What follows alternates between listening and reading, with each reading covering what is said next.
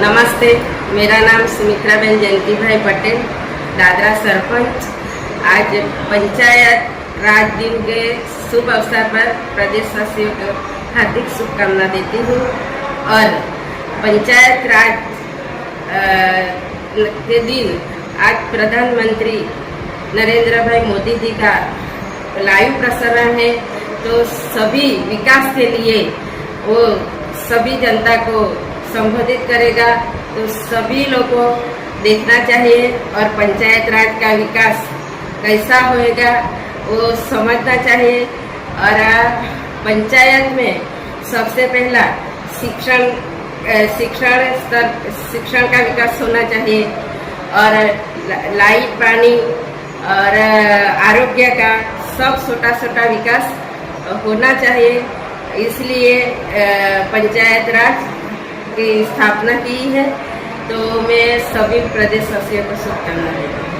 और दादरा पंचायत में आरोग्य कैंप भी रखा गया है, तो सभी जनता को मैं रिक्वेस्ट करती हूँ, सभी जनता वो चेकअप करावे और स्वास्थ्य का ध्यान रखें। नमस्कार, मैं शैलेश पटेल, दादरा पंचायत सभ्य। आज सभी को राष्ट्रीय पंचायत दिवस का बहुत बहुत शुभकामनाएं। 1993 में पंचायत राज का स्थापना हुआ था और आज के दिन हमारे देश के प्रधानमंत्री 12 बजे से लाइव भी है और हमारे दादरा पंचायत में आज मेडिकल कैंप भी लगा था इस उपलब्ध से। तो सभी प्रदेशवासियों को मैं कहना चाहता हूँ कि बहुत से गांव में जिला पंचायत में पंचायत का निर्माण हो चुका है और बहुत सी जगह पे हो रहा है। तो इससे ये फायदा हो रहा है कि हर गाँव में हर कोई जो भी सुविधा है वो सभी को डायरेक्ट टू डायरेक्ट मिलेगी और इसी तरह से छोटी छोटी जो भी बातें होगी, छोटे छोटे काम होंगे, उस पर सीधा ध्यान नजर रखी जाएगी। तो प्रदेशवासियों से मैं बहुत बहुत शुभकामना देता हूं और इसी तरह से हमारा देश का विकास होता रहे। और सभी से एक निवेदन भी करता हूं कि हर बार हमारे पंचायत से कचरे की गाड़ी आती है, तो आप सभी से निवेदन है कि कचरा बाहर ना फेंकें, सब लोग कचरे की गाड़ी में फेंके। उससे हमको दो फायदा होगा, अपना गांव भी साफ रहेगा, अपना मोहल्ला भी साफ रहेगा, अपने घर पे बीमारी भी नहीं आएगी। तो सभी प्रदेशवासियों से मैं एक ही निवेदन करता हूं, जय हिंद, जय भारत।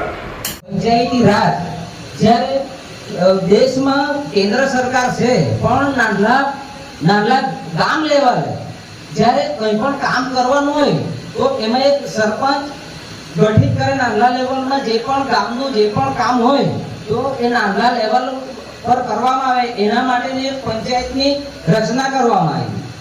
તો એનાથી જે પણ નાના જે પણ કામ હોય એ પંચાયત કરી શકે। એનાથી વિશેષ મોટા જે પણ કંઈ કામ હોય તો એ જિલ્લા પંચાયત દ્વારા કરવામાં આવે।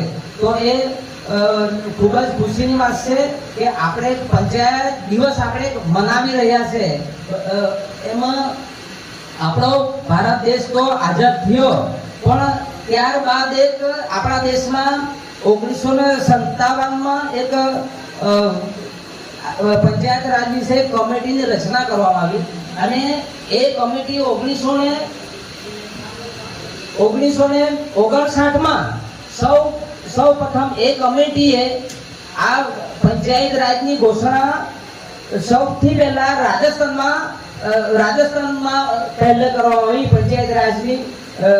ત્યારબાદ આંધ્રપ્રદેશમાં સૌ પહેલા જો પંચાયત રાજની જો મળ્યું હોય તો આ બે રાજ્યમાં સૌથી પહેલા આપણા દેશમાં મળેલા। તો ત્યારથી આપણે ખરેખર પંચાયતી રાજ એટલે નાના લેવલમાં જે પણ આજે આપણે પંચાયત જોઈએ કે એ આપણને ઈ ગવર્નન્સ મળ્યું, આપણને ડિજિટલ આજે પંચાયતને તમે જોવો તો આપણને ડિજિટલ કોઈ પણ વસ્તુ બધી વસ્તુ આપણને ડિજિટલ મળી। તમને જ્યારે પેન્શન મળતું હોય તો તમારે એકાઉન્ટમાં ડાયરેક્ટ તમારા પૈસા તમારા જમા થાય। કોઈને આવાસ મળ્યો હોય એ પણ તમારા એકાઉન્ટમાં ડાયરેક્ટ પૈસા મળી જાય। એટલે ત્યારથી આટલા સમયમાં કે અત્યારે જે પહેલાના સમયના અત્યારના સમયમાં જે પણ આપણા દેશમાં જે વિકાસ મળ્યો પંચાયત રાજની જે પણ બેનિફિટ ઘરે એક લોકોને ડાયરેક્ટ દરેક યોજના જે પણ આપણને જે પણ યોજના મળતી હોય તો ગામ લેવલે આપણને ડાયરેક્ટ બેનિફિશરીને સીધું બેનિફિટ મળે। એટલે પંચાયત રાજનો ખૂબ ખૂબ જ આપણને ખૂબ જ લાભ મળ્યો છે અને ખૂબ જ એના લીધે ખરેખર દેશનો વિકાસ થાય. જ્યારે ગામડાનો વિકાસ થાય ને તો ત્યારે દેશનો વિકાસ થાય. એટલે આપણે કોઈ પણ કામ કરવું હોય તો ડાયરેક્ટ નહીં થાય. એટલે જ્યારે નાના સ્તર પર છે, પંચાયત છે, પંચાયતની બોડી છે અને એના ઉપર પણ જિલ્લા પંચાયત છે, તો એ દરેક કામની એમાં એક ચકાસણી કરવામાં આવે, ત્યાર પછી એ રીતે બધા કામ થાય. એટલે આ પંચાયત રાજ જે ગઠિત કરવામાં આવ્યું છે એના લીધે દરેક દેશના જે પણ ગામડાઓ, જે પણ પંચાયત, એને ખૂબ જ સારો એવો લાભ મળ્યો છે.